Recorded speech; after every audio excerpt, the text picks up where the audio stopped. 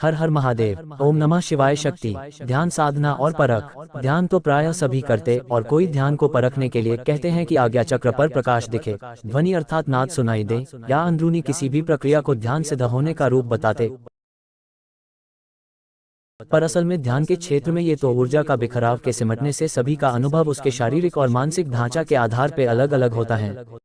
इसे ध्यान की मापदंड के रूप में नहीं नापा जा सकता है, क्योंकि ये प्रकाश और नाद आपकी सोच की तहत एक भ्रम भी हो सकती।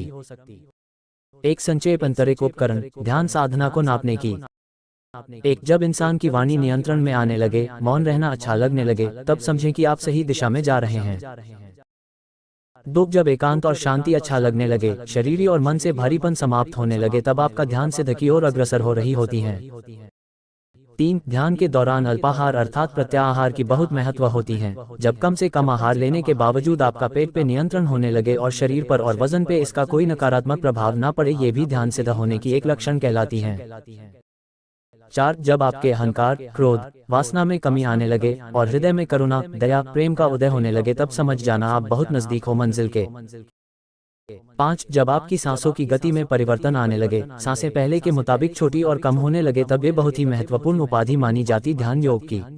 नोट, इन 5 लक्षणों के बदलाव से आप खुद को नाप सकते हैं कि वाकई में आप ध्यान करते हैं या नहीं। अगर इन 5 संस्कार और क्रिया में बदलाव नहीं हो पाया, तब समझ जाना कि आपने ध्यान किया ही नहीं, क्योंकि ध्यान संस्कार बदलता है, रूप, विचार, भावनाएं और चित्त को रूपांतरित करने की कार्य करती है, न कि बाहरी वेशभूषा, भाव, भंगिमा और दिखावा को तुल देती है।